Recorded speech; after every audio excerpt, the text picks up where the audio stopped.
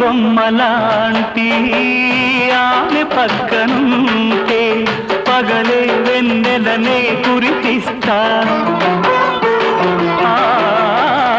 నీడలాగా నాతో ఏడడుగులు సాగితే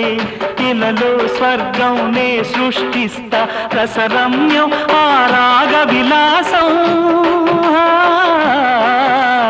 రసరమ్యం ఆ రాగ విలాసం వసివాడదు అది ఆ జన్మాంతం అందమైన నా ఊహల మేడకు ఆవిడమణి దీపం అంది అందని నాశలకు ఆమె ప్రతిరూపం ఆ తలపే